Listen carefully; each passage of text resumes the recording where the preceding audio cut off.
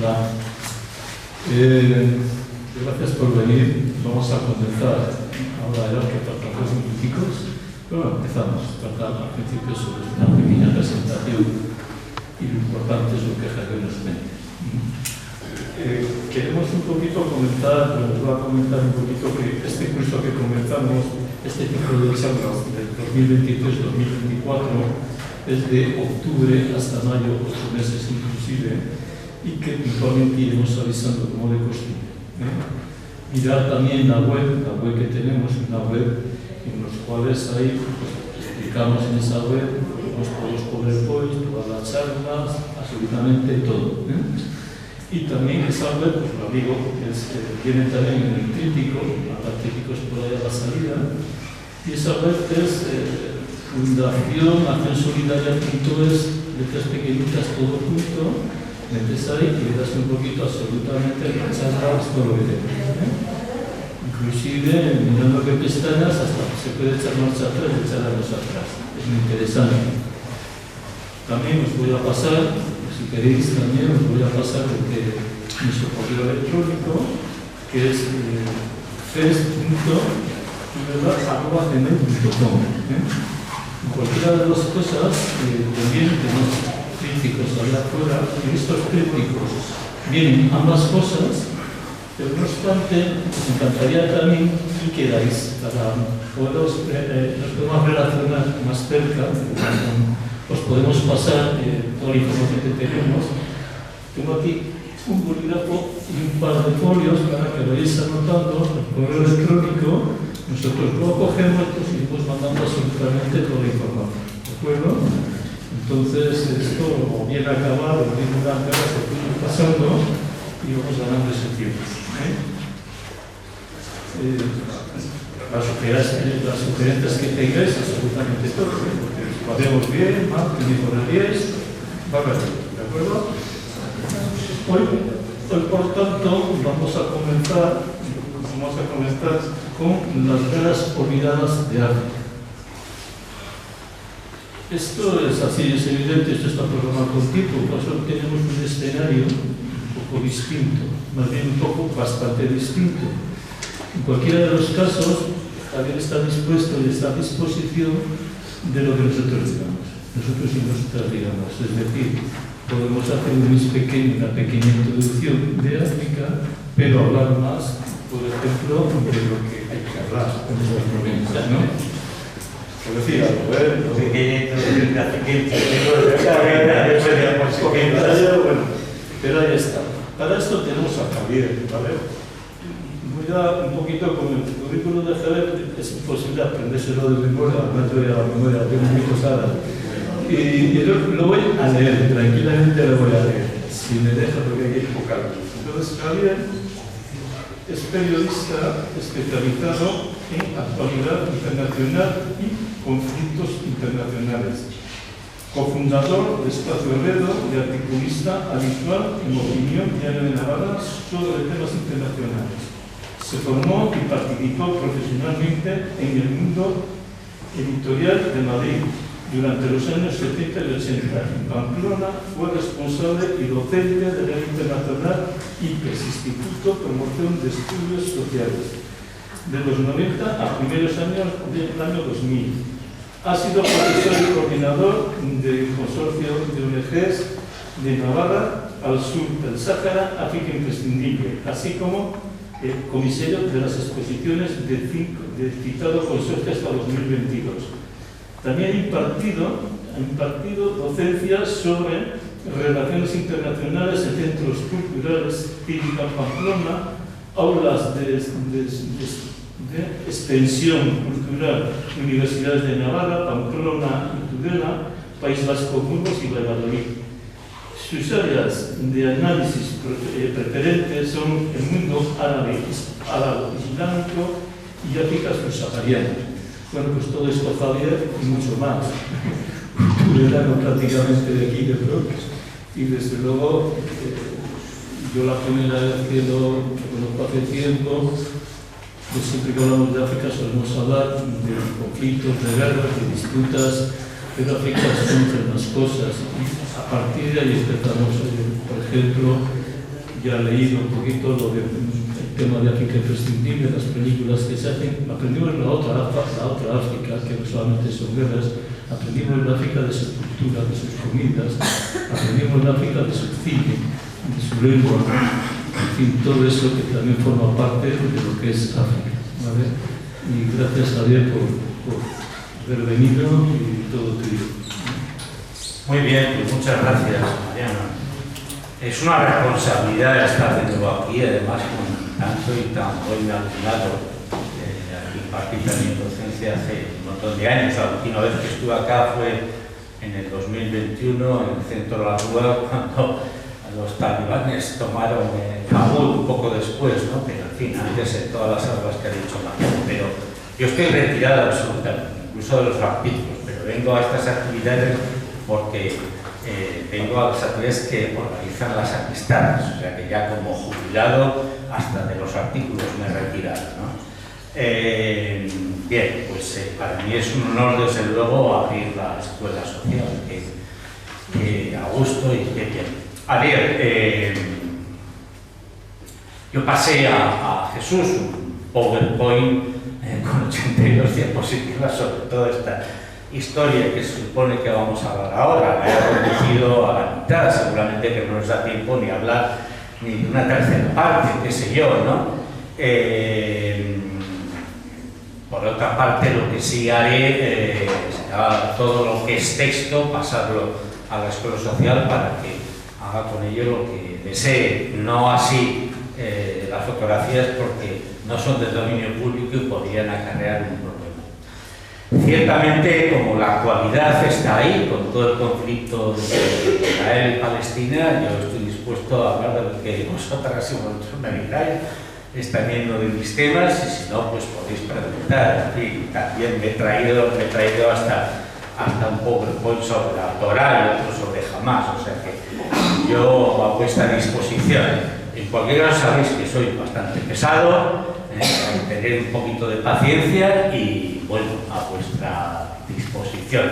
En fin, ya hace tiempo que no hablo, me disculpo por tanto si no estoy suficientemente certero, pero bueno, sé que sabréis entenderlo. Y nada, pues en marcha, por mi parte, lo que vosotras tengáis. Echando un vistazo aquí a las personas que están un poquito con muchísimo interés y cómo se empieza esto. Y como tenemos un tiempo limitado de una hora y luego tenemos que tener media hora para abrir comentar cosas y debatir, quizás yo creo que lo importante, viendo un poquito algunas menciones que apenas sí que hemos mencionado del tema de Oriente Medio, pues igual es un poco el tema por donde había que hablar. ¿Cómo lo ves? Yo lo veo de las maneras que ustedes me digan. Cuando he hablado en la radio, lo primero que me han preguntado ha sido por el conflicto entre Palestina e Israel. Luego he hablado de las cosas de África. Me indicaron en el periódico donde yo colaboraba hasta febrero que escribiera un artículo, pero que me había retirado, que no escribía. Entonces grabé 4 minutos con mi intervención muy apresurada, porque era el mismo día donde comenzó esta parte de la historia, porque el comienzo es muy anterior y punto, ¿no? O sea, que yo quiero hablar de lo que queráis. Sabéis que sobre todo me gusta hablar de muchas religiones, pero el caso no es exactamente el tema de actualidad. O sea, lo que tú me digas, Mariano, yo me lo ¿parece? ¿Echamos esto? Sí, ¿no? Sí. Bueno, a ver, entonces voy a cambiar el PowerPoint, voy a poner quizá sea necesario. Vamos a ver si salir de aquí. Jesús, a lo mejor me hace falta tu apoyo técnico, porque cada ordenador es un mundo. A ver.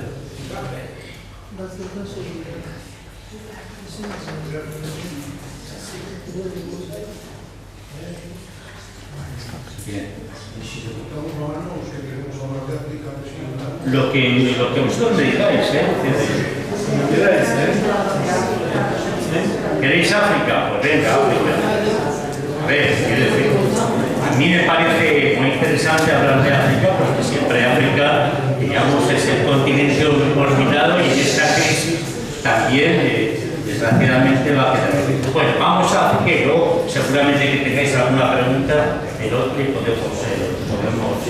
también comenzar. ¿Sí? ¿Os parece? Vale. Bueno, a ver, Sahel. Sahel a mí no es una palabra que me guste utilizar, porque es una palabra colonial, ¿no? Históricamente sería antes de la colonización francesa, que tantos problemas ha traído contra la población, digamos, las poblaciones de toda esta franja, se oponen a ellos,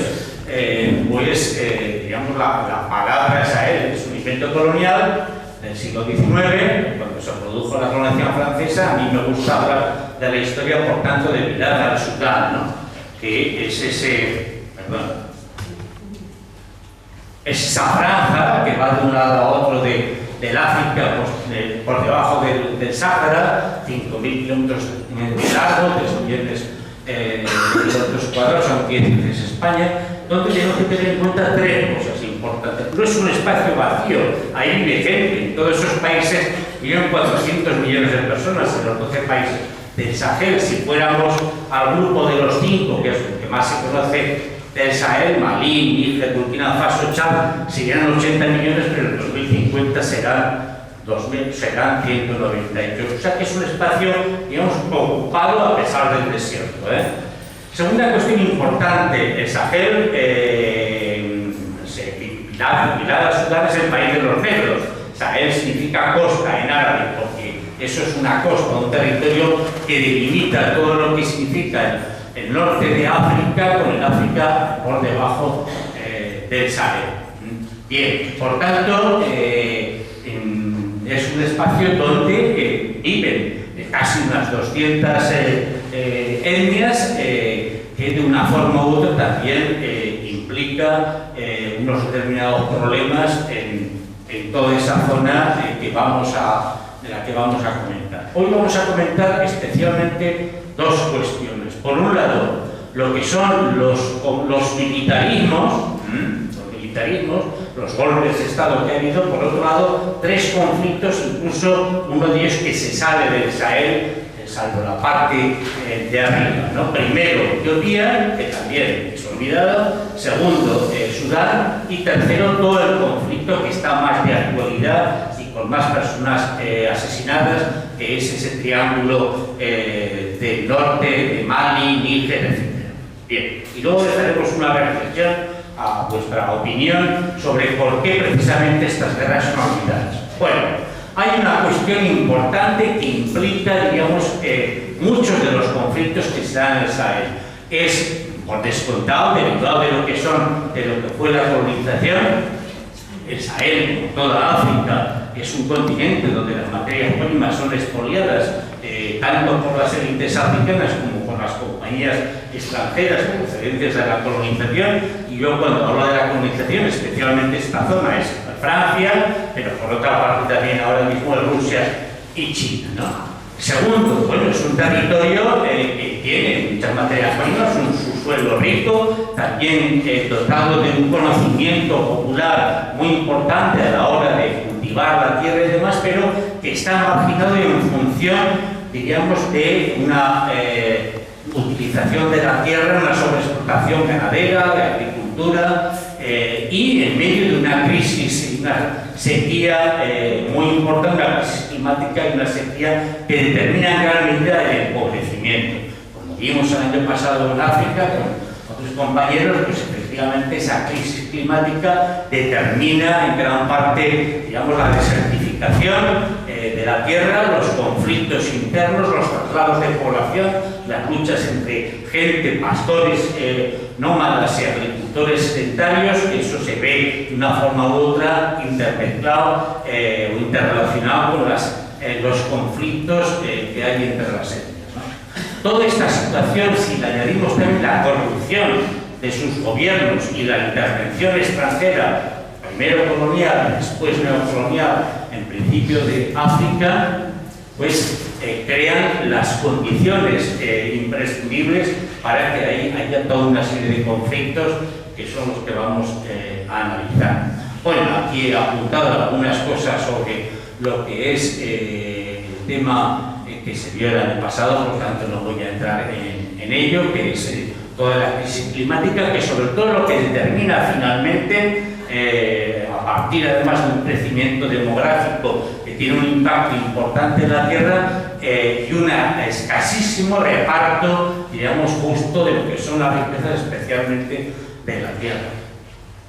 Bien, yo quiero centrarme en los estados. ¿Qué pasa con los estados? Como decía nuestro maestro Buibicabunda, el estado africano, los estados africanos son excéntricos, es decir, están creados desde fuera, desde lo que son las colonias, y por otra parte exóticos, no son reconocidos por la población. Y de ahí en gran medida los conflictos también que se derivan de esta concepción del Estado. El choque que hay en esta concepción del Estado es o estados centralizados, modelos un poco de los europeos, con unas élites que controlan y dominan esos estados, élites de funcionarios, de tecnócratas ligados a intereses extranjeros o ligados a su clan o a su etnia particular, y además también muchos de ellos militares, o estados donde se debería reconocer la multiplicidad de etnias que hay en esa zona. Ahora bien, si una de las etnias o un clan de esas etnias se trata de imponer sobre la otra en exclusividad, también tenemos el problema consiguiente. O sea que el gran problema de África en torno a la cuestión política son estados que no son reconocidos suficientemente por la población. Ahí tienes una serie de líderes que llevan, algunos de ellos 44 años en Guinea Ecuatorial, Azueli en Eritrea desde el 91, Museveni desde el 86, en Uganda, Kagame en Ruanda, en fin. Frente a eso también es cierto que hay un olvido de lo que son las autoridades tradicionales, digamos, de los pueblos, de las etnias, que pueden acarrear por una parte coacciones, pero por otra parte solución pacífica de los problemas. Las dos cosas conviven en esas autoridades tradicionales que de una forma u otra están al margen de la modernidad, cuando la modernidad se establece sobre la base de una política estatal que no es reconocida por la población. Bueno, aquí tenemos, es decir, el mal gobierno de esas élites, sean civiles o militares, el clientelismo que se produce entre ellas, clanes familiares, la corrupción. La gran disputa en los países que estamos viendo es que todos los dirigentes quieren tener un tercer, un cuarto, un quinto mandato electoral y que haya la Constitución a su antojo. Y no importa para nada el asociacionismo civil que pueda haber en esos lugares.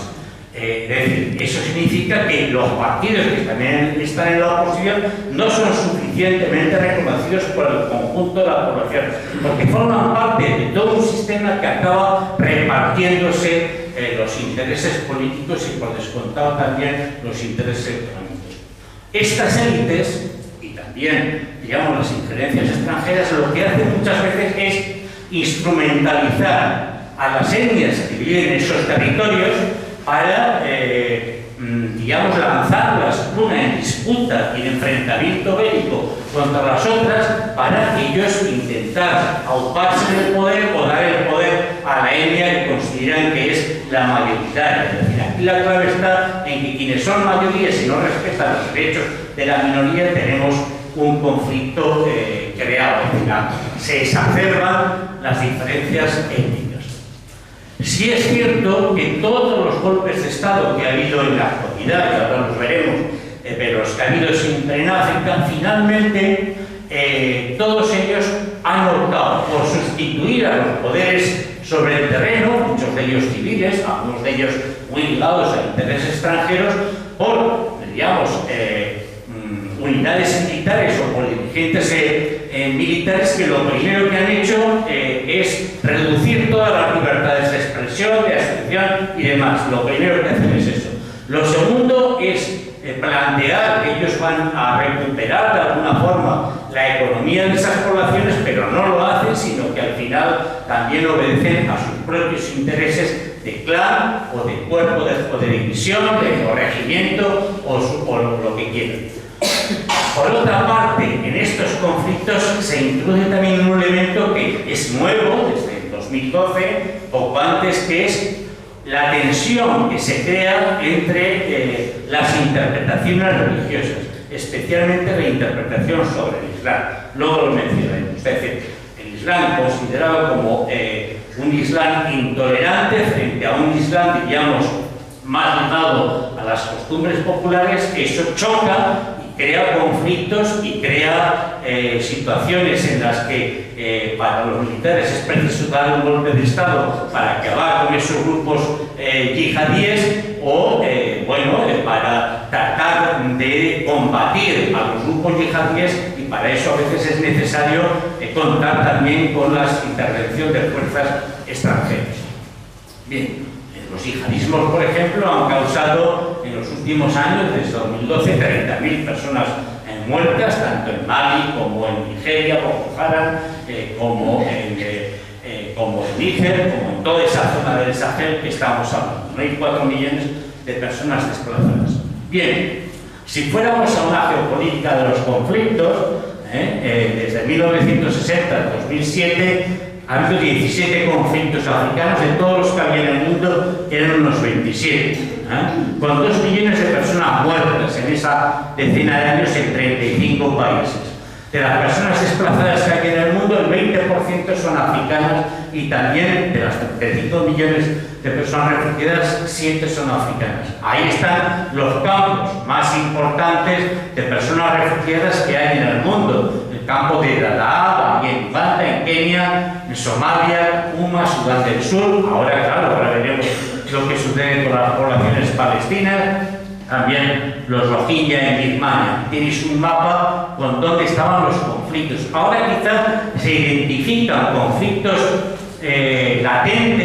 latentes que están ahora mismo en marcha, estrictamente el conflicto relacionado con todo el tema yihadí en ese punto de Malí, Níger, Burkina Faso, también en Somalia, que lo vamos a dejar a un lado. Pero es un conflicto que no solamente es un conflicto de orden religioso, sino también de otras cuestiones que vamos a mencionar. En Sudán hay una guerra civil abierta que está ahora mismo en un impasse, y en Etiopía ha habido una guerra muy importante con 600.000 muertos desde 2020. O sea, todo el mundo se ha olvidado de que ha existido esa guerra, que ahora mismo hay un pacto, el pacto de Pretoria, que la ha finalizado, pero sigue habiendo incidentes, y sobre todo también con otras etnias. Bien,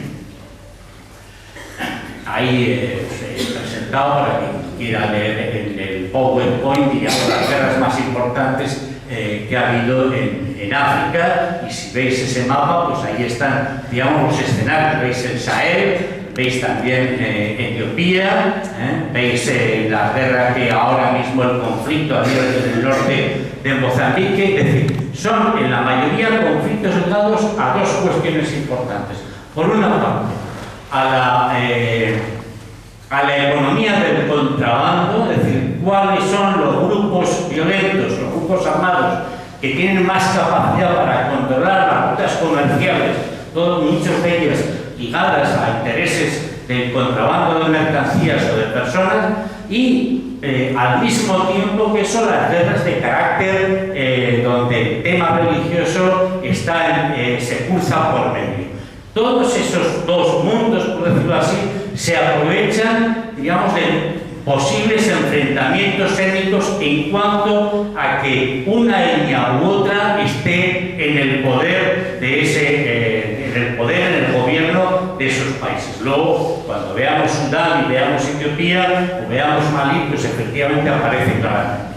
Bien, veis otra vez ahí el mapa del Sahel, que es eso que está así en tono rosáceo. Claro, un poquito más abajo, el golpe de Estado de Gabón, del que vamos a hablar, y hay otros conflictos abiertos. Ahí no aparece Etiopía, tampoco aparece Somalia ni Mozambique, porque están de una forma u otra en un impasse de calma por ahora, pero son conflictos que pueden volver a salir en cualquier momento.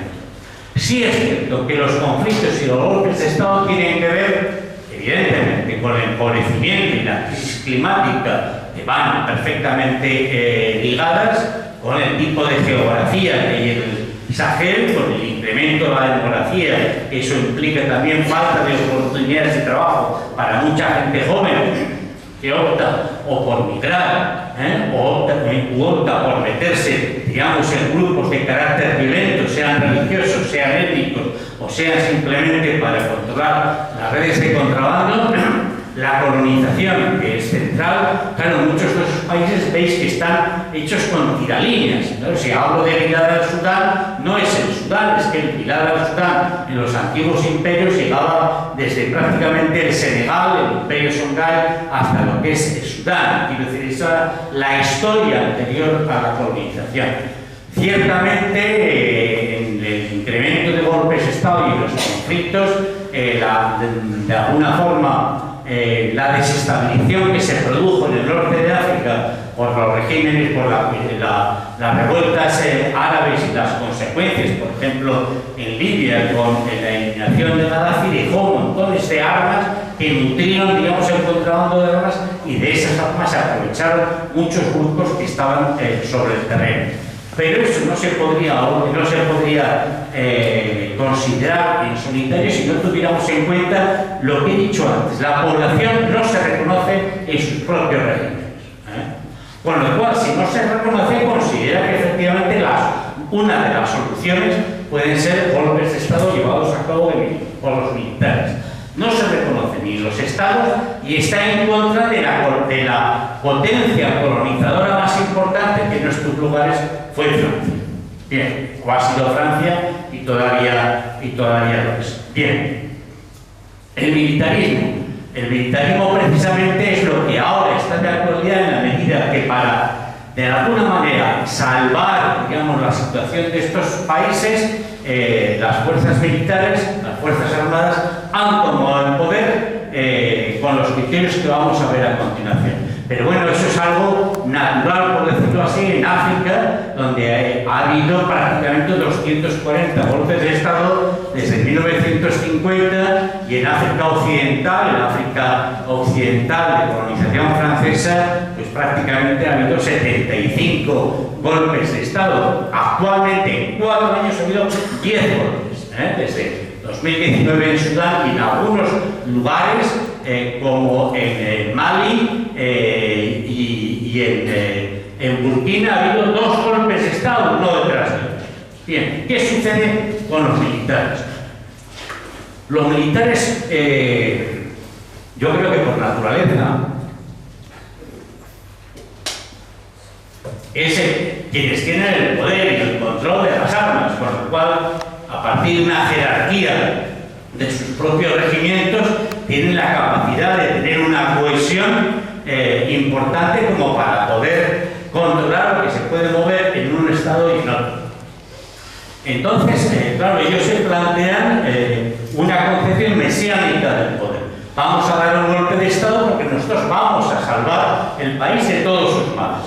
Lo vamos a salvar, por un lado, de la colonización, lo vamos a salvar, por otro lado, de los grupos yihadíes, que no hay forma de acabar con ellos, y además vamos a arreglar los problemas sociales que tiene la población. Es decir, con ese espíritu, todos los militares que han dado estos golpes de Estado han salido de sus regimientos, han tomado la capital y se han hecho con el control de todos los países. Algunos de ellos, pasando por ser militares progresistas, como en su día fue el que veis ahí, Tomás Sankara, que gobernó Burkina Faso entre los 83 y 87, fue un revolucionario, un militar que de alguna forma iba a salvar, fue asesinado por su segundo de a bordo en el año 87 y iba a salvar Burkina Faso. Ahora el coronel que está al mando de Burkina Faso, Ibrahim Traoré, considera que puede repetir, digamos, este modelo de Tomás Sankara. Otros, sin embargo, pues son militares ultraconservadores, como en su día fue el dictador Idi Amin Dada en Uganda, y no solucionan los problemas de la población. Claro, si los militares toman el poder, lo toman porque saben que nadie puede oponerse a ellos, porque ellos controlan, diríamos, las armas y los regimientos. Tienen un problema, que son regimientos que a veces, precisamente por la fractura de clanes o simplemente por el clientelismo, acaban entre ellos peleados. Y bueno, de ahí que haya un golpe sobre otro y haya un conflicto abierto dentro de esos mismos regimientos. Unos pueden ser guardias presidenciales, otros son los paracaidistas. Es decir, hay una especie de corporativismo social dentro del estamento militar que les lleva incluso a crear un fraccionalismo entre ellos y a pelearse por el poder.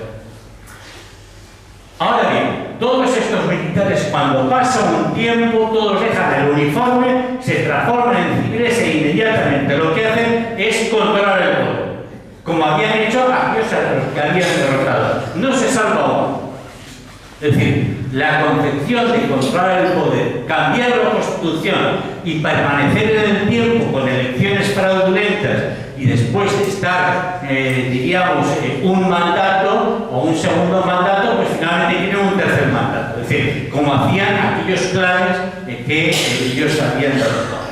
Ahora bien, existe un debate ahora mismo en África entre dos tendencias. La tendencia que todos estos golpes militares, insisto, en 4 años, 10 golpes militares, son bienvenidos y son apoyados por la población porque lo primero que han hecho ha sido quitarse de alguna manera la dependencia política de Francia como antigua potencia colonizadora.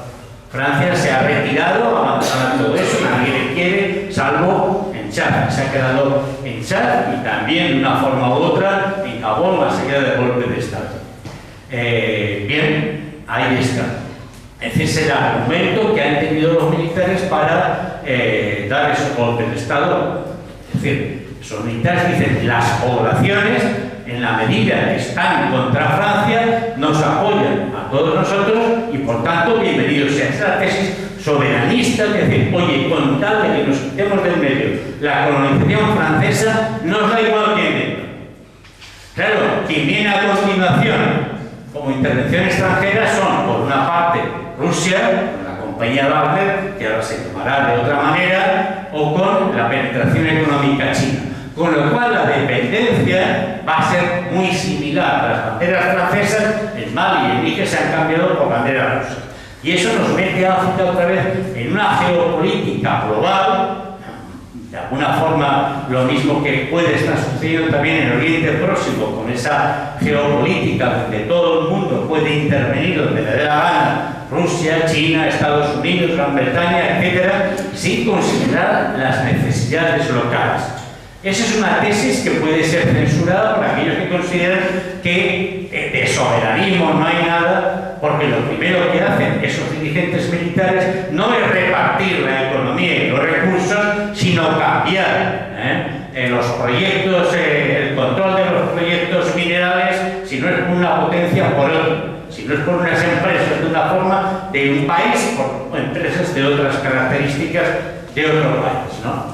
Es, digamos, aquí todo el mundo, en la medida que depende de grandes potencias, va de alguna forma a estar por encima de las poblaciones, más allá que en principio defienda que se quite del medio Francia. El asunto es que no se reparte igualitariamente la riqueza, se nombran primeros ministros que suelen ser tecnócratas pertenecientes a bancos de desarrollo, que ha sucedido ahora mismo en Níger, y bueno, se cae en otro tipo de dependencias, porque, claro, estos gobiernos militares ven que el gran problema central es que los gobiernos civiles anteriores no han sido capaces de eliminar un conflicto que hay allí, que es el conflicto, digamos, con los movimientos yihadíes.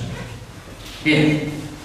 En Mali, ahora mismo, ahí tenéis a Sidi Goitia, veis el mapa, es decir, ese mapa es en rojo, que es prácticamente el territorio donde dominan ahora mismo las fuerzas de los grupos yihadíes. Preciso, de los grupos yihadíes y de otros, luego los mencionaré. Pero sí quiero dar algunas pistas sobre lo que es Mali, porque inmediatamente lo que veréis son dos cosas. Por una parte, estos militares, en este caso Assimi Goïtia, que en principio fue apoyado por asociaciones de carácter religioso, porque ahí la mayoría de la población es religión musulmana, y con tal, digamos, de quitar del medio a gobiernos civiles que no respetaban suficientemente ese Islam popular, pues apoyaron en un principio a esos líderes religiosos.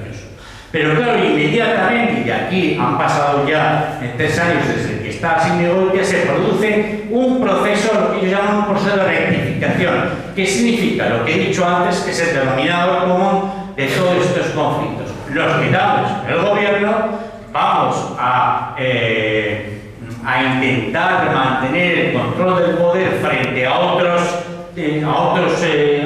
tendencias también de líderes militares que participaron en esa revuelta, y sobre todo vamos a eliminar libertades que antes había en ese país: libertad de prensa, libertad de asociación. Se instrumentaliza finalmente el sistema judicial, y sobre todo se deja a un lado toda la cuestión religiosa. El Islam budismo, que al principio apoyó el golpe y que ahora, sin embargo, está en contra de ese gobierno. Claro, si hablamos del Islam, tenemos que hablar de un Islam que es el Islam popular, y por encima de todo, pues está en toda esa zona que dice la Azawad y el área de poblamiento Tuareg, los grupos que se denominan yihadíes. En Burkina pasa otro tanto de lo mismo, es decir, con las movilizaciones sociales que hubo frente a los gobiernos civiles, frente al apoyo que ha habido, digamos, a los coroneles que han dado los golpes, pero esos coroneles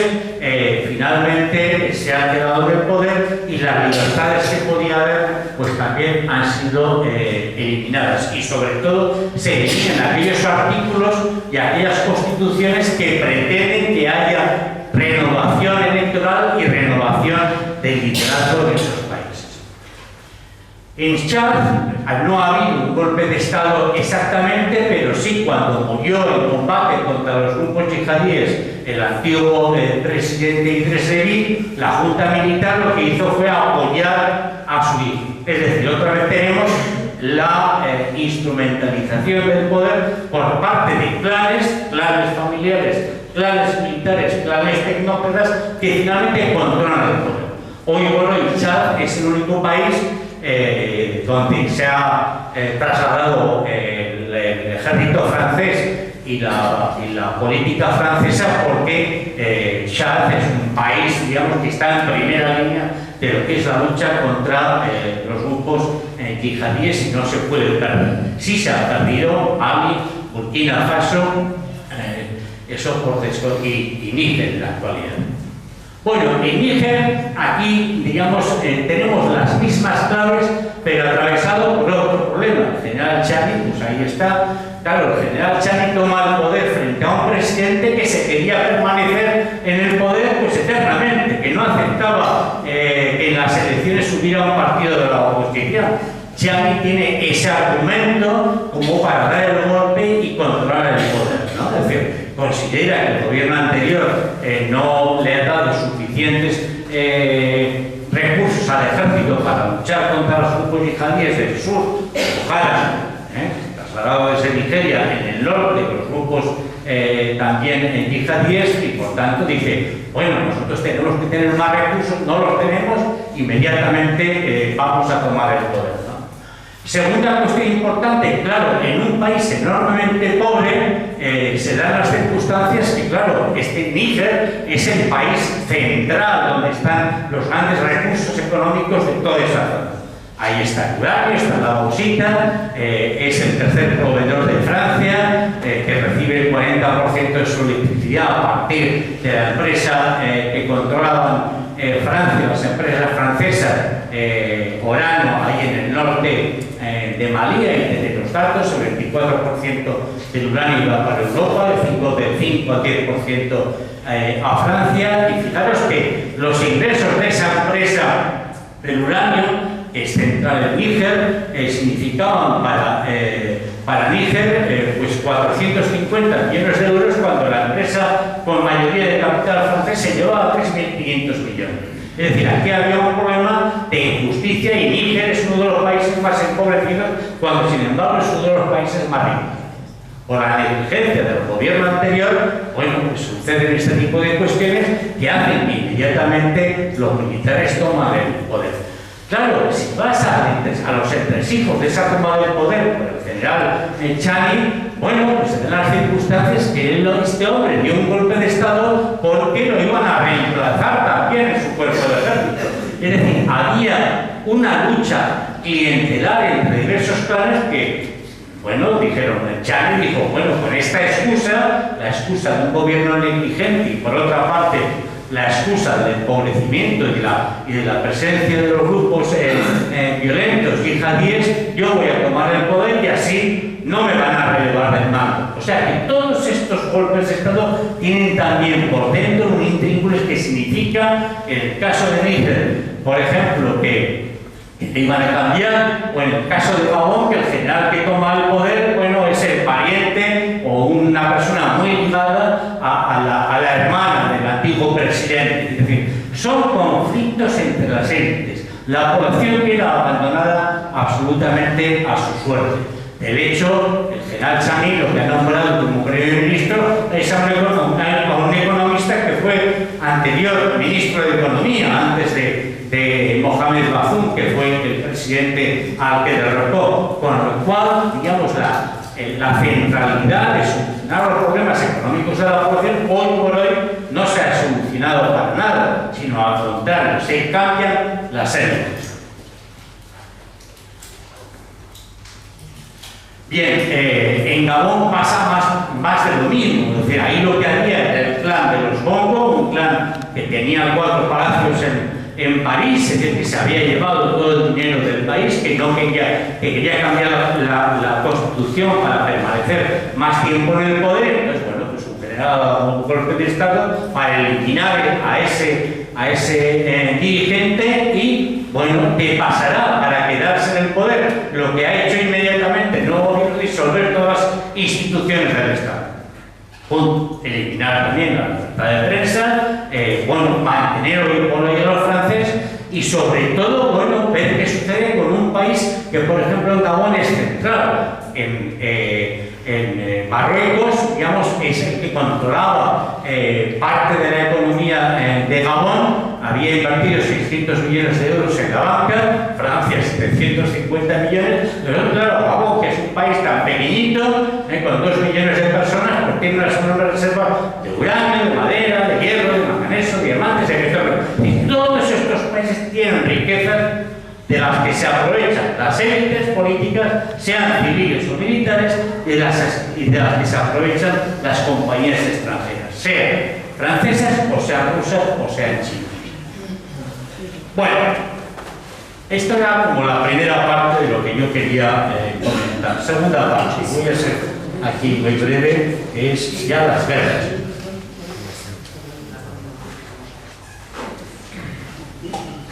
¿Qué ha pasado en Etiopía? Bueno, en Etiopía ha pasado justamente lo que hemos dicho antes, un conflicto del Estado central con regiones, en este caso la región del Tigre, al norte, que no se siente suficientemente reconocida al gobierno de Addis Abeba. Por tanto, en junio, el primer ministro, Abiy Ahmed, que acababa de recibir el premio Nobel de la Paz, aplazó las elecciones estatales. Inmediatamente en el frente de Tigre, que gobernaba la región que veis al norte, digamos, se plantea un conflicto bélico con Addis Abeba, amparándose en su derecho a la autodeterminación. Hay que decir que la Constitución de Etiopía reconoce el derecho de autodeterminación de cada una de esas provincias y ciudades que veis ahí. Digamos, la etnia más importante y que ha tenido más tiempo el poder es la etnia Amhara, pero también está la etnia Oroma, que es importante, y el Tigre es una etnia pequeñita que estuvo en el norte, pero que estuvo en el poder durante 20 años desde que se derrocó a Haile Selassie.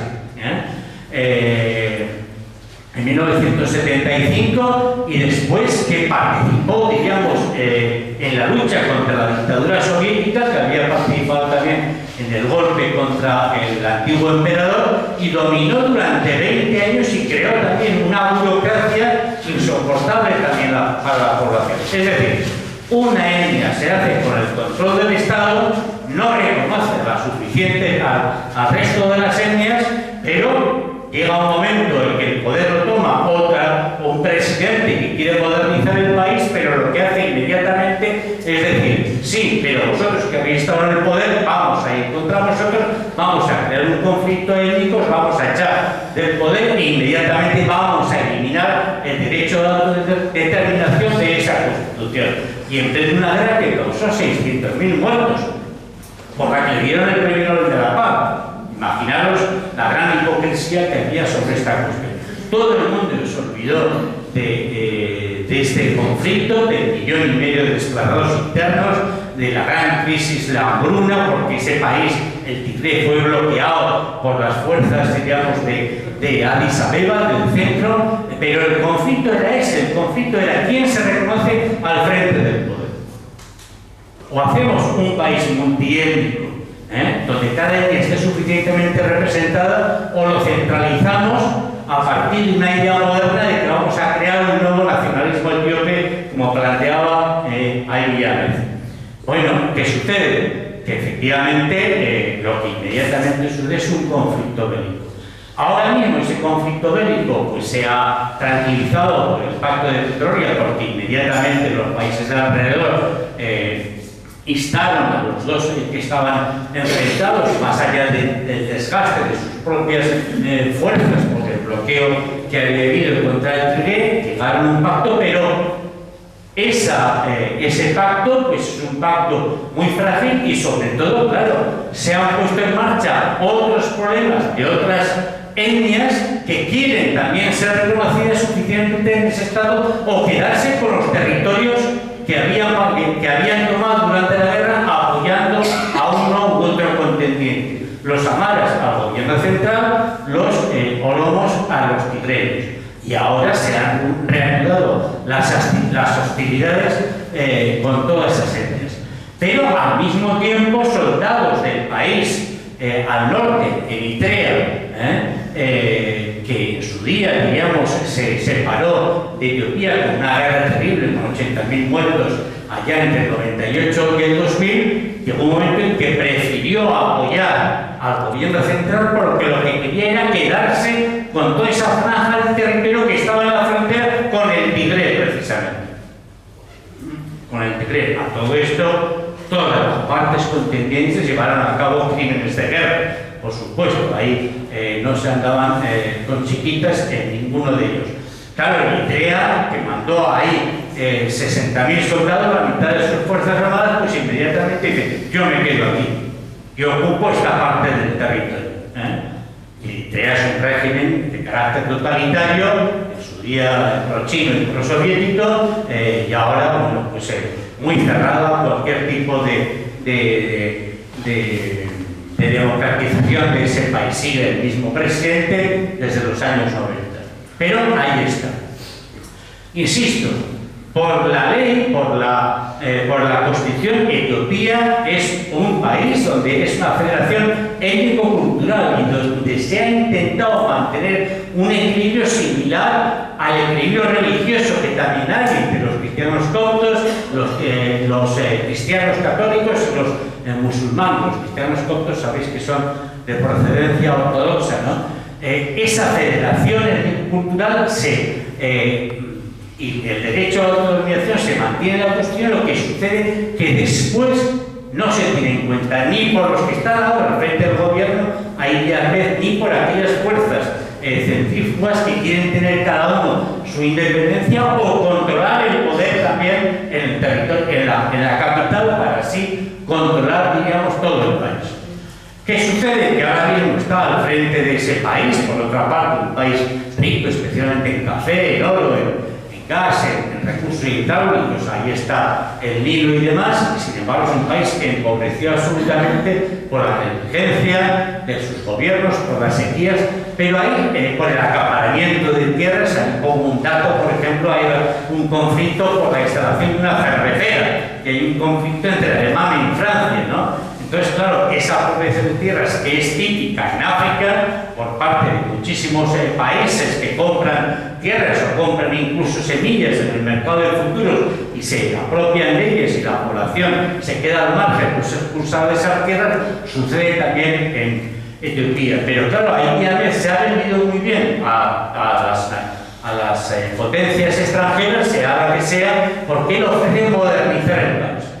Modernizar el país y dar pie de alguna forma a esa descentralización que venía de la Constitución. Ha hecho todo lo contrario, basada en dos lemas. Una, lo que se llama MEDERE, que es, digamos,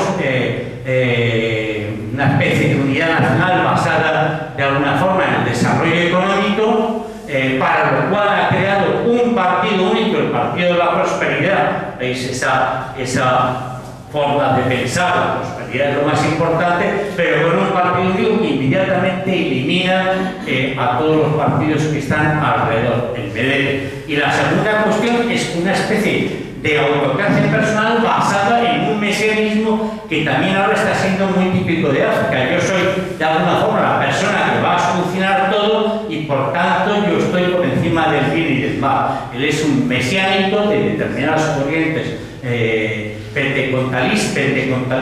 pentecostalista que incluso intenta recuperar Etiopía en sus identidades ligadas incluso al mundo histórico del reino de Aksum. En fin, se considera que tiene un mandato que cumplir, un mandato religioso, es decir, la religión se introduce como un elemento central también del poder. Bien. Claro, aquí hay unas injerencias internacionales que hay que tener en cuenta. ¿Cuáles son? Pues hay dos, esencialmente, o tres, perdón. Claro, Etiopía es muy estratégico porque está en el Cuerno de África y está a tiro de piedra de lo que es Yemen, donde hay un conflicto abierto en el que participa Arabia Saudí e Irán y las etnias que hay en ese país. Entonces Etiopía es el país que está más cerca, por tanto las bases militares que hay extranjeras en Djibouti, ahí están todos, están los americanos, están los británicos, están los chinos, es un lugar que de una forma u otra hay que tener cerca. Segunda cuestión, hay un problema de fronteras con Sudán. En todo conflicto hay un conflicto local, un conflicto regional y un conflicto internacional. El regional sería el conflicto de fronteras que hay con Sudán, ahí a la izquierda, lo que es el triángulo de Fasaba. Internacional sería la Djibouti, la base que hay allí en Djibouti, el control del Mar Rojo, el control del Cuerno de África. Sería, digamos, ahí están implicados los Emiratos Árabes, están implicados Arabia Saudí, están implicados todos los actores internacionales que de una forma u otra están en relación con ese país. Pero el tercer problema es quién controla el curso del Nilo. Quien controle el curso del Nilo va a controlar la economía de todos esos países. Y ahí la disputa es sobre la gran presa del Renacimiento, claro, Sudán, Egipto, pero es que, digamos, la base, la presa está en territorio etíope. Entonces hay un conflicto abierto que puede siempre derivar en un conflicto de orden violento. Bueno, Sudán.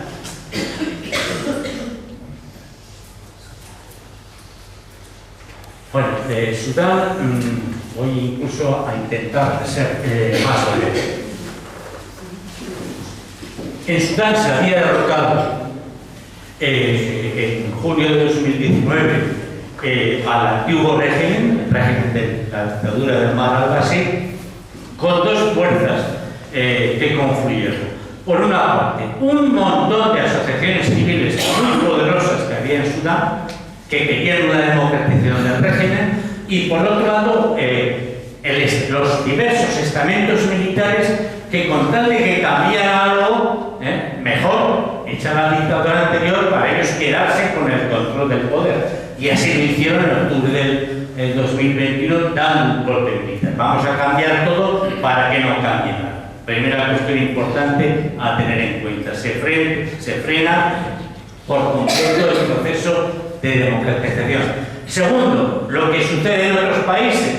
Los militares acaban peleándose entre ellos. Por un lado, las Fuerzas Armadas sudanesas, es decir, el Ejército Nacional, y por otra parte, las Fuerzas de Apoyo Rápido del general El-Meti, que digamos era el que había servido de fuerza de choque para muchísimos conflictos en Sudán. Tendrá para frenar los procesos de reforma. El general El-Meti y el general Abdel Fattah al-Burhan pelean entre ellos para ver quién controla el poder, cuando las Fuerzas Armadas Nacionales lo que quieren es crear un ejército nacional y que todas estas milicias desaparezcan. ¿Qué pasa aquí? En este conflicto es una guerra civil, ya también con miles de muertos, prácticamente a lo largo de este año. También confluyen otras fuerzas, el Islam político, los llamados islamistas, que favorecieron al régimen anterior y que favorecen ahora al general al-Burhan, que es el presidente actual del gobierno, y el general El-Meti, que participa del poder hasta que no ha querido formar parte de ese ejército, sino tener la fuerza de su clan, de sus diversos clanes, y sobre todo el apoyo de países de alrededor con los cuales ha estado luchando en sus guerras locales. Es decir, con Libia, con la República Centroafricana, con el Chad. Es decir, un general que quiere buscar la centralización del poder en Jartum frente a otro general que responde a sus intereses de sus propios clanes que le han apoyado y en los que ha participado en otros conflictos. Estas Fuerzas Armadas de Apoyo Rápido fueron los que llevaron a cabo la represión en el conflicto de Darfur, precisamente. Es decir, era la fuerza de choque que intentaba eliminar cualquier tipo de oposición. Pero claro, la cosa se complica cuando Sudán es un país que se pretende que sea unido por este general que está ahora al frente, pero sin embargo es un conflicto donde intervienen otras etnias que quieren de una forma u otra tener su representación en el centro del poder, o por lo menos tener su representación en las provincias. Y aquí vemos las diversas provincias que puede haber, es decir, con Darfur, hubo un conflicto también con Sudán del Sur que se independizó, el movimiento de liberación del pueblo de Sudán, es decir, grupos siempre frente a una centralización, la posibilidad de ejercer el derecho a autodeterminación o por lo menos una representación equitativa en el poder. Y estas dos fuerzas, tanto las Fuerzas Nacionales Sudanesas, que están ahora al frente del gobierno, como las Fuerzas de Acción Rápida, instrumentalizan estos problemas étnicos en su propio beneficio. Es el conflicto de Sudán, que ahora mismo, pues, de vez en cuando, pues, hay 300, 400 muertos en cada uno de los sitios donde están en conflicto. Bueno, Sudán es un punto muy importante para el avance de China. ¿Por qué? Y para el avance de Rusia, sobre todo porque Sudán tiene por Sudán el Mar Rojo y de alguna forma los fondos que utiliza el gobierno actualmente son fondos que proceden de los países que tienen más relaciones comerciales y que han intervenido de una forma u otra en la mediación de los conflictos, lo que se llama la mediación creativa de China en Sudán del Sur y en otros conflictos de ese país, ¿no? China se ha gastado 20.000 millones de dólares en 15 años, hay 120 empresas chinas. Pero sobre todo, Rusia lo que quiere es controlar por Sudán porque controla de alguna forma la salida del Mar Rojo en términos geopolíticos.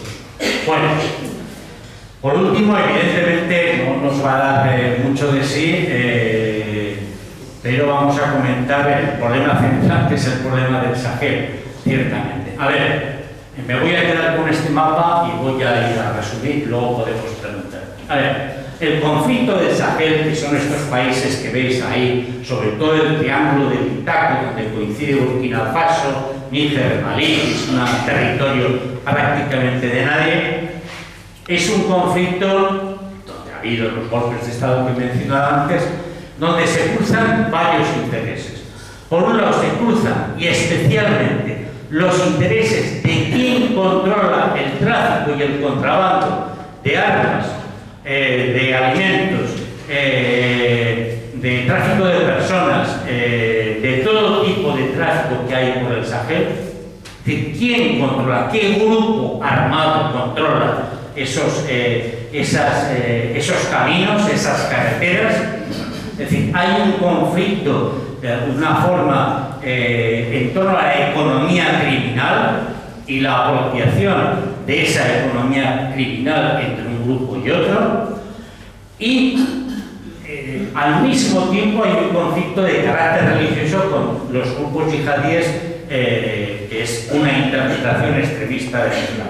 Es decir, no se puede olvidar una cosa sin la otra. No se puede olvidar una cosa sin la otra. Y ambos conflictos, es decir, el conflicto por la economía criminal y el conflicto derivado de una determinada interpretación del Islam, instrumentaliza problemas étnicos entre los campesinos agricultores y los ganaderos nómadas, entre, por ejemplo, las tribus Dogon y las tribus Peuls, a las que se achaca siempre ser partidarias de los grupos yihadistas. Pero no se puede olvidar que el conflicto central es un conflicto, digamos, que tiene que ver más que con la religión, incluso con el tráfico de contrabando de todo tipo, desde drogas hasta personas. Es decir, por eso es un conflicto tan difícil de solucionar, porque hay muchos intereses en juego, y por más que Argelia haya intentado buscar un pacto de reconciliación, o por lo menos de pacificación entre todas las partes, estos pequeños intereses que están muy ligados a una determinada ocupación del territorio, y donde todos estos grupos criminales, de una forma u otra, se han hecho con un ascendiente entre la población, porque de alguna manera consideran que pueden repartir, digamos, esa economía entre esas poblaciones para que les apoyen. Bueno, pues es tan difícil que eso se solucione. Y hoy por hoy, en Mali, en el norte, sur de Níger y en Burkina Faso, digamos, la hegemonía son de estos grupos violentos, que se pueden dividir en dos grandes apartados. Esto os lo dejo para que lo tengáis. Una de ellas es aquellos grupos que están en la órbita de Al-Qaeda del Magreb Islámico, que son los que Al-Qaeda tiene fuerza ahora mismo. Es el Frente de Salvación de los Musulmanes, una especie de confederación de todos esos grupos armados, partidarios, digamos, de una yihad global, de una yihad violenta, una interpretación, digamos, del esfuerzo personal basado en la violencia, digamos, en determinados territorios, y otros que piensan lo mismo, que son aquellas personas, aquellos grupos ligados a Daesh. ¿Qué les diferencia? Entre los dos les diferencian dos cosas, estrictamente. Que Daesh, más pequeñito, intenta crear un califato en toda esa zona, cuando el grupo Frente de Apoyo para la Salvación, de Apoyo para el Islam musulmán, no le interesa nada más el califato, le interesa crear estados islámicos, o por lo menos influir en los gobiernos sobre el terreno. Bien, hay un conflicto entre los dos y una disputa. Y luego hay una competencia por quién obtiene mayores beneficios de todo ese tráfico. Y ahí tenemos que, por ejemplo, bueno, pues las minas de oro artesanales que hay, el impuesto religioso, el contrabando, que significa 2.200 millones al año, es el botín más disputado entre todos ellos. A esta guerra se suma la instrumentalización de las etnias, y en este conflicto entra la reivindicación entre diversas fuerzas tuaregs de lo que es la zona del Azawad, que es la zona del norte de Mali, que pretende tener una autonomía e incluso una independencia. La Confederación Tuareg, por decirlo así, que en 2012 emprendieron el camino prácticamente a tomar Mali, porque no se le reconocía, otra vez con esa misma historia de la multietnicidad, ninguna representación en el poder central. Bien, el problema es que esa confederación Tuareg se fragmenta, se divide, e inmediatamente se implica la cuestión religiosa, que se aprovecha de una reivindicación que ya bastante justa, para presionar en cuanto a su interpretación del Islam. Nos damos cuenta que ahora, dentro de esos grupos que pertenecen, digamos, a esa corriente yihadí, a grupos como Ansar al-Din o Ansar al-Sharia, que son tuaregs, que quieren la independencia de toda esa zona de la Azawad, tuareg, pero algunos participan de esa interpretación religiosa de carácter extremista. Por último, en estas cuestiones, ¿qué tiene que ver? Cuando hablo de carácter yihadí, ¿a qué me estoy refiriendo? A una interpretación del Islam que es muy fácil de entender.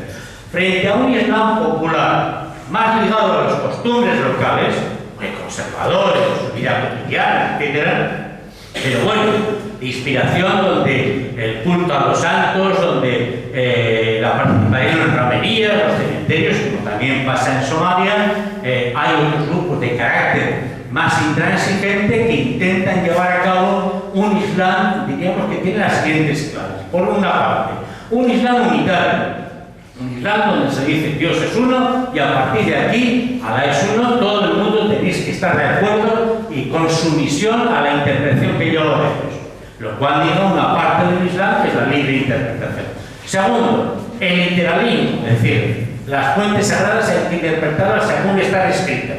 Se acabó. Tercero, este literalismo se convierte en un dogma de orden religioso y de orden político. Cuarto, esto significa que hay que crear un Estado que tenga esta interpretación de la religión, por tanto hay una intervención política dentro de este Estado. Evidentemente eso significa que el poder va a estar en los líderes religiosos, no así como en el chiismo, que solamente está en un líder. Aquí puede haber un verso, hay un rechazo enormemente a Occidente, pero sobre todo la exclusión, lo que ellos denominan el takfir, de cualquier musulmán que no piense como yo.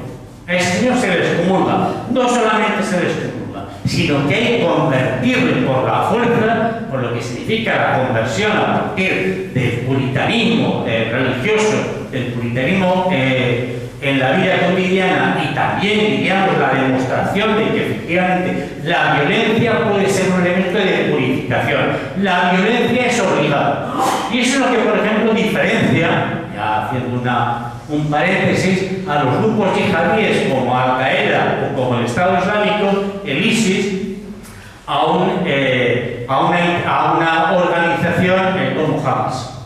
Hamas no se plantea una yihad religiosa, convertir a los musulmanes a su tendencia musulmana, sino que lucha con los métodos que estamos viendo. Dentro de una acción bélica se utilizan todo tipo de métodos, desde los ciberataques hasta el terrorismo, hasta la ocupación de territorios, la desinformación, lo que fuera, es decir, para obtener un beneficio político en un territorio tal, pero no pretenden convertir a su manera de entender el Islam como si quieren los grupos como Al-Qaeda o los grupos de la yihad islámica o los grupos de carácter más violento como los grupos como talibanes o el Estado Islámico y demás. Bien, todas esas cosas confluyen en un territorio que inmediatamente implicó, con esto ya acabo, la participación extranjera. Esa participación extranjera significó especialmente dos cosas: las operaciones que llevó a cabo Francia sobre el terreno.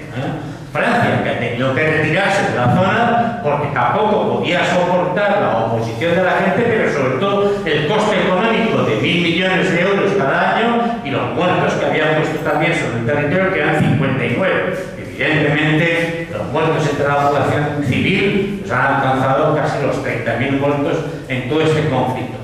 Francia puso en marcha la operación Serval, luego la operación Barkhane, sin embargo, ha tenido que retirarse. Esas operaciones fueron apoyadas por fuerzas de Naciones Unidas, por fuerzas de países africanos y por fuerzas de la OTAN, la Unión Europea, llamémosle X, entre las cuales estaba España. ¿Qué es lo que le interesaba a Francia de toda esa cuestión? Le interesaba, por una parte, y a todos los que le apoyaban, por una parte, claro, sus intereses económicos en las exportaciones de uranio, por ejemplo, la contención del fenómeno migratorio. vamos a controlarlo, intentar controlarlo desde allá.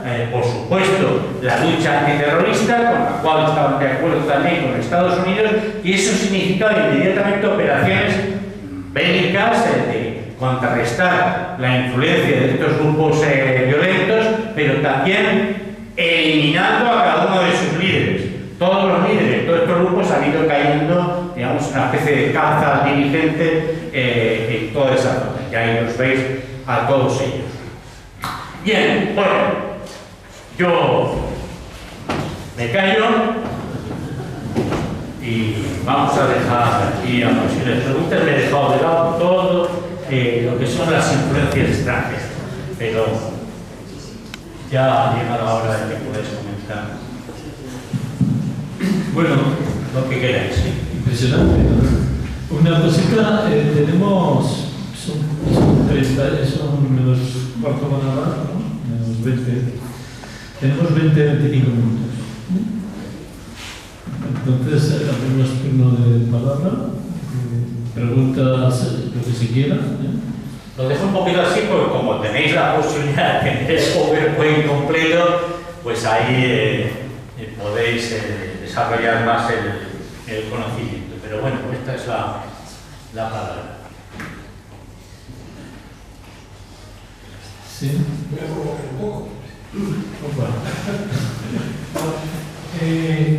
Yo estoy apabullado.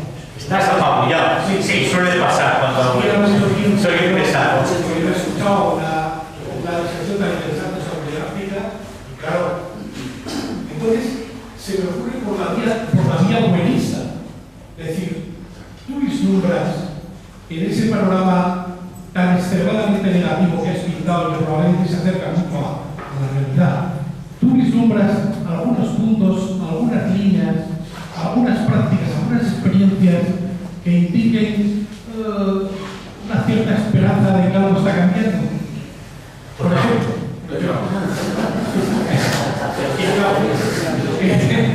está el asunto de la influencia china. ¿No? China no va aquí a regalar nada. Va a conquistar territorio, va a conquistar fuerza y va a conquistar recursos, sobre todo. Pero la vía china de la eficacia económica afectará algo a los sitios y a los lugares donde tiene alguna influencia. Primer socio comercial, ahora mismo es el primer socio comercial de África. Pasó de unos intercambios comerciales de 20.000 millones a 300.000 millones para el 2030. A ver,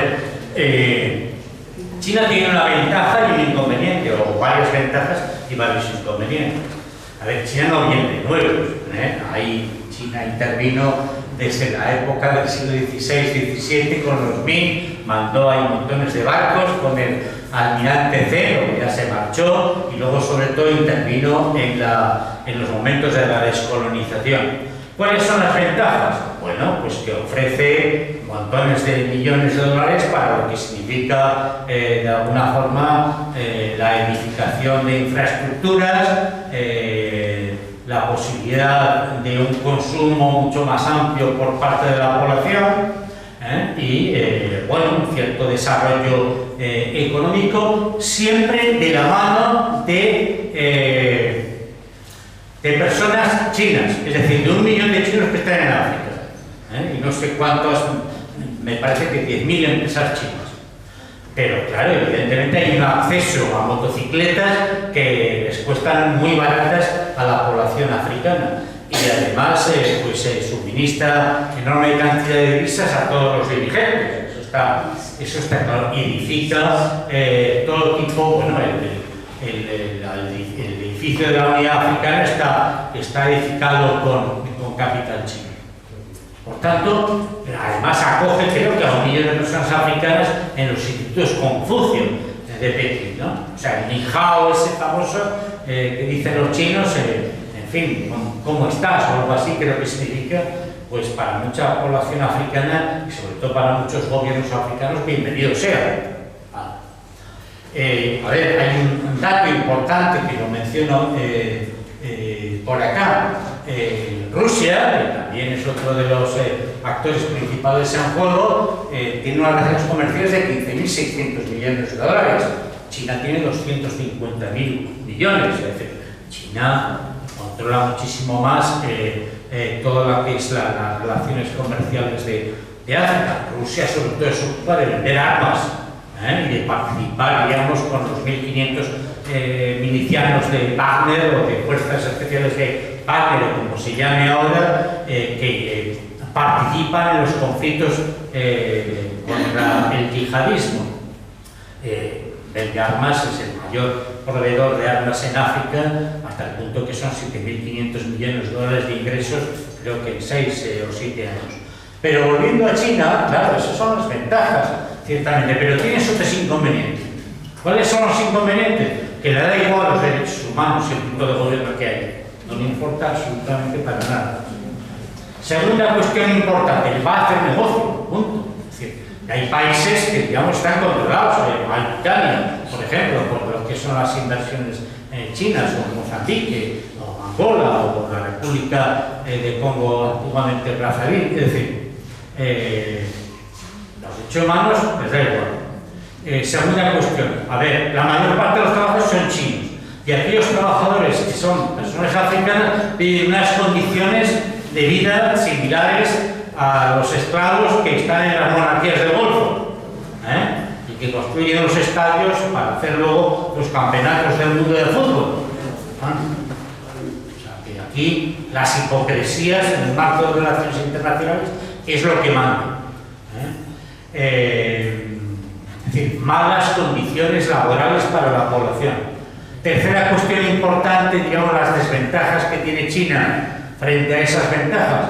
Bueno, pues aunque se está revisando eso mucho y las empresas chinas de carácter público pues lo están controlando porque el gobierno les ha metido mano, las empresas privadas también de una forma u otra dentro del sistema económico del capitalismo a la China, bueno, pues muchas infraestructuras se caen a los 3 años. Es decir, no tienen elementos sólidos para la creación de esas infraestructuras.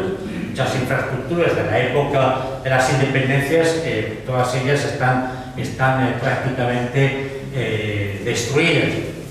Y otra cuestión importante, que es una gran contradicción, claro, hay un mayor nivel de consumo porque venden camisetas de todo a 100 sin ningún tipo de problema, bazares llenan de productos chinos África, con lo cual el comercio de productos manufacturados es importante y eso da posibilidades de mayor consumo, pero se está cargando la pequeña economía local. Bueno, es decir, hay comerciantes que son muy baratas, compran 10 camisetas y luego en un puesto en la calle venden, con que vendan 3 ya salen adelante. Pero se está cargando el pequeño comercio de los mercados típicamente africanos. Entonces, claro, estas son las dos cuestiones que habría que tener en cuenta. Ventajas y desventajas. Sí, por ahí levantado.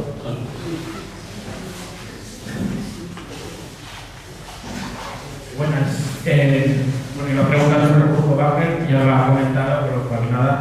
Se está hablando estos días de que el conflicto Hamas-Israel ha aprovechado un poco el momento de la invasión de Ucrania, de la guerra de Ucrania.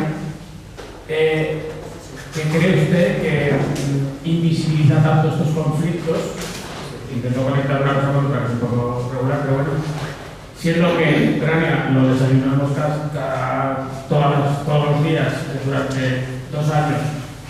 Israel ahora parece que está, todo el conflicto en Israel parece que está muy en boga, pero se ha desutilizado muchísimo tiempo y parece que no se puede olvidar de Palestina, hasta que ha sido una cosa muy grave. Pero lo que ha comentado antes de la guerra de Etiopía, que además es un caso peculiar, ¿no? Como un país no colonizado, es muy grave, no se olvide igual esta gente. Es como considerar en el occidente o en el norte global que son ciudadanos o humanos de segunda, ¿no? Porque los hemos invisibilizado, porque sobre todo los medios occidentales nos han olvidado total. Pero ojo, a ver, yo con el asunto de Etiopía, el asunto del Tigre, también he ido un poco cambiando de opinión, ¿no? En la medida que, en fin, yo siempre intento buscar, y solo he respondido exactamente al compañero anterior si veía yo alguna solución, pero me voy a remitir también un poquito a ello, porque pensaba que, bueno, las reivindicaciones, y sobre todo donde hay el mayor número de víctimas, no solamente derivados del conflicto bélico del Tigre, 100.000 muertos, digamos, en lo que son incursiones militares o despliegues militares, pero otros casi 500.000 por las hambrunas, pues te pones del lado de las víctimas. Pero claro, ciertamente es que el problema es que estuvieron 20 años al frente del gobierno de Addis Abeba, en un gobierno absolutamente totalitario que también llevó a cabo invasiones, por ejemplo, la invasión del Ogaden en Somalia o la penetración en Mogadiscio en Somalia, participar dentro de la guerra, aliados precisamente de Estados Unidos, cuando había sido un grupo, el Frente Popular de Liberación del Tigre, pro-chino. O sea que cada uno cambia de alianzas en función de cómo controlar el poder en exclusiva, que es la conclusión. Hay que reconocer la multietnicidad, que las fronteras son artificiales, pero en cuanto alguien quiere centralizar, o una de esas etnias sea mayoritaria o minoritaria, pero sobre todo controle de dos cosas, el poder militar y segundo, el poder de las redes criminales de contrabando, pues evidentemente se acabó la película, se monta un conflicto y esos son los que mandan. Por tanto, claro, es que el Frente Popular de Liberación del Tigre estuvo 20 años con un gobierno burocrático, totalitario, tan tremendo como el prosoviético que había antes, tan terrible y tan sangriento como el que había habido antes con Haile Selassie, tan sangriento como el que hay ahora, porque impide de alguna forma la capacidad de representación de otros grupos étnicos en la centralidad del poder. Pero ¿por qué todas estas guerras están, o en realidad por qué África en su conjunto está tan olvidada? A ver, África son 1.200, 1.300, dentro de nada 1.500 millones de personas que representan el 20% de la población mundial. Y sin embargo, digamos, su Producto Interior Bruto sumado, y creo que nos hablarán dentro de poco también de todas estas cosas, a ver, pues creo que no llega en fin, si el Producto Interior Bruto Mundial son unos 100 billones de euros o de dólares, pues estos son 2 billones de dólares, todos los 54 países africanos, no sé si meto aquí o no al Sáhara Occidental. En cualquier caso, no representa nada. ¿Por qué? A ver, yo creo que hay una idea importante que es una especie de superioridad que tiene el mundo occidental con respecto a aquella gente, en fin, negra, que en su día decíamos que no tenían alma, que podían ser gente esclava, sin ningún tipo de problema, porque no aparecían suficientemente siquiera en la Biblia. Es decir, hay una concepción, digamos, de superioridad étnica que implica inmediatamente un etnocentrismo, que implica inmediatamente casi la obligación de la colonización, considerando que esas son personas inferiores, por decirlo así, y que son necesarios, es necesario que se las colonice, que se les dé una civilización que no tienen. Eso es el siglo XIX con Francia, pero es que antes había sido Portugal, y antes de Portugal habían sido los árabes, los musulmanes, y claro, crearon sus redes de esclavitud, diríamos, hacia el interior de África, bien sea por la costa este, o bien sea por Tombuctú, la ciudad tres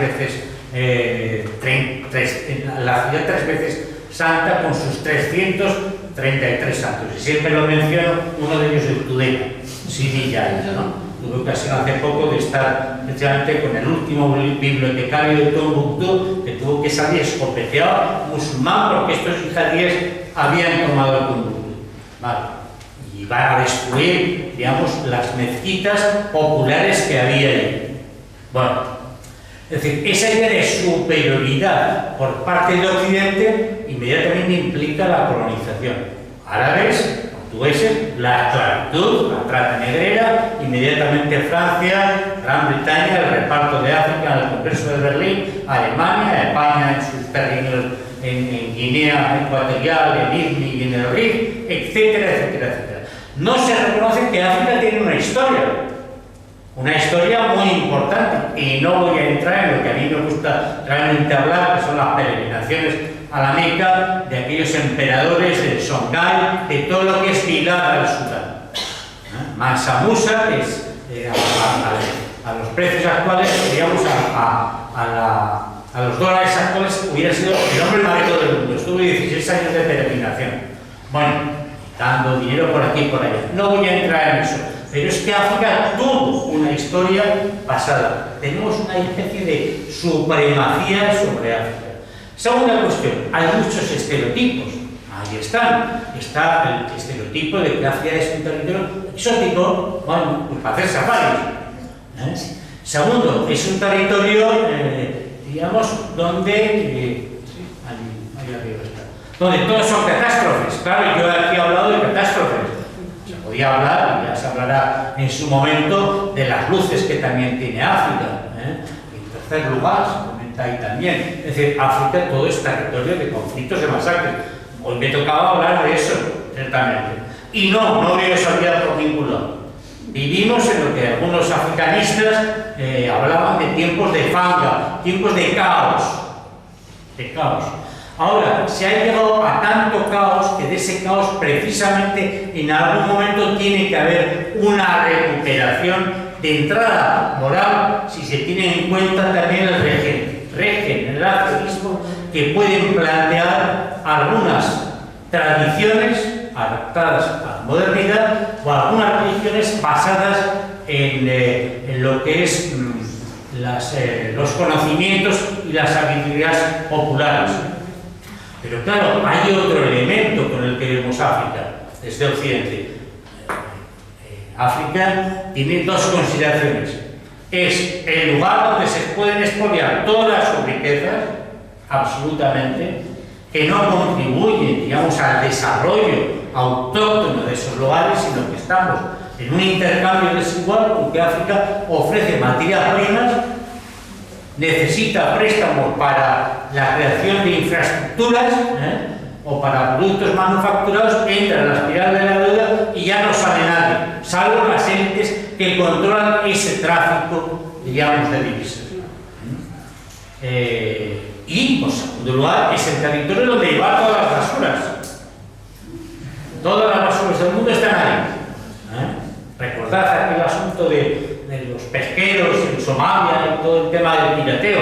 Sí, ciertamente una parte del dinero va para los grupos yihadíes, pero otra parte del dinero era porque se estaba esquilmando toda la riqueza pesquera y todos los grandes petroleros, barcos pesqueros, echaban toda su basura en ese territorio. Si sumamos todo eso, bueno, y si además encima a las empresas periodísticas les resulta muy caro, como suele decir Gervasio Sánchez, este fotógrafo que va por allá, de que bueno, que no tienen dinero para pagar a sus corresponsales, porque lo que importa es ahorrar costos, y ahora los periodistas, incluso los amigos del país, es decir, están allá freelance, se tienen que pagar todo, hasta el casco, porque se trata de ahorrar. Claro, África ocupa una parte muy pequeñita, creo que un 5%, me parece mucho decir, en lo que es la prensa internacional, siempre basado todo en lo que es la sangre y el espectáculo. También, por otra parte, como todas las guerras, como todos los conflictos, ¿no? Pero yo creo que sobre todo es esa idea de superioridad, de que nosotros somos las personas que somos capaces de civilizar a gente, oiga, se dedican a matarse. Y nos olvidamos que el ejército francés entró en el Parlamento de Madagascar, después de la colonización, y se eliminó a 2/3 partes de sus parlamentarios. Entonces, salidas. Yo veo algunas salidas en dos espacios. Uno, las asociaciones que hay por toda África, especialmente dirigidas por mujeres, digamos, sería la fuerza más importante. Por ejemplo, en el proceso de paz de Malí han intervenido asociaciones de mujeres por la paz, como participaron en la solución de los conflictos de Liberia o de Costa de Marfil. Bien, ese es un papel muy importante de grupos de mujeres. No sé, pongamos, por ejemplo, el ejemplo de Burkina Faso, las mujeres con la espátula. Si ponéis mujeres con la espátula en Google, si podéis poner en francés mejor, sería más fácil, pues ahí se ven grupos de mujeres que van con una espátula grande, con la que se dedican evidentemente a la economía doméstica, pero también a darles a los hombres, porque los hombres no hacen más que babate, que dicen, traque, que están por la calle, de aquí para allá, medio ligando, medio hablando, pero no trabajando. La segunda cuestión es que todos estos colectivos de mujeres, hay más, pero me centro en las mujeres, participan de la creación de muchas cooperativas agrícolas que tienen que ver esa sabiduría popular que mencionaba antes. Eso también se produce en Sahel. Es decir, las mujeres son, en gran parte, y eso hablará dentro de poco Chema Caballero, creo que el día 14 de noviembre, participan del control de la economía doméstica, por supuesto, porque tienen ese doble trabajo de trabajar dentro y fuera, y se ocupan también de sembrar, se ocupan de recoger, pero también se ocupan muchas veces a través de un sistema cooperativo de distribuir, digamos, el comercio que ellas mismas sacan con las producciones, diríamos, en los campos desérticos incluso del Sahel. Y hay una especie de distribución que puede llegar incluso a Europa, las famosas cremas de karité, por ejemplo, ¿no? O en su día las Nana Ben, que controlaban de alguna forma la economía ligada a los tejidos. Bien, todo esto forma parte de un cierto mito de decir que las mujeres son, digamos, la salvación de África. Sí, pero también llega un momento en que pueden ocupar un rango de poder, porque muchas de ellas son aquellas mujeres que pertenecen de alguna forma a élites emparentadas con los dirigentes políticos. Es decir, hay de todo. Pero por dar un punto de esperanza a esas asociaciones de mujeres que participan en la paz, en los derechos humanos, en las cooperativas de producción y de distribución, digamos, por ahí van muchas de las soluciones de África. Si a eso le digamos una cierta recuperación de lo que es el papel importante de las tradiciones, muy ligadas a la discusión, al debate entre tribus que se toman su tiempo para solucionar y decidir sobre los problemas de la vida cotidiana o de la paz del país, más allá de las coacciones que también llevan a cabo ese tipo de autoridades tradicionales, a lo mejor significa una regeneración a partir del campo que puede llegar a las ciudades.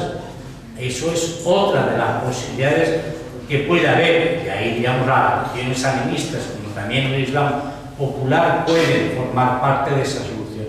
Pero claro, lo que me pregunto yo es que si todos esos grupos en un determinado momento quieren ocupar el poder, ¿qué harán con ese poder? Es ahí donde está la gran incógnita. Bueno, tenemos ya la hora votada. Antes de despedirnos, os cuento un poquito lo que, ya que ha comentado Javier, os cuento un poquito el plan del mes que viene de esta escuela. Entonces, 7, 8 y 9 tenemos lo de África Imprescindible, el cine, que estará de actividad, eso es a las 7:30 como de costumbre. Y luego, bueno, pues tenemos 5 miradas, 5 Áfricas, que estará Chema Caballero. Promete ser interesante también. Y bueno, eso pasaremos, como seguimos pasando, pasaremos a través de la web, si habéis dejado los correos, pasaremos también todo este tipo de charlas que nos seguimos viendo. ¿Parece? Eso formará parte de las luces frente a las sombras que he manifestado yo. Y ahí tenéis dos imágenes, ¿no? Un novelista tan importante como William Pantiongo o una poetisa feminista y también novelista como Lola Sonilla. Quiero decir con esto, la creatividad de personas africanas que son capaces de, en medio de esta fanga, de este caos, producir literatura, cine, asociacionismo, movimientos sociales, arte muy ligado a sus propias tradiciones o a la modernidad, claro, eso forma parte también de ese África más allá de los conflictos. Pero a mí me tocaba hablar de las sombras.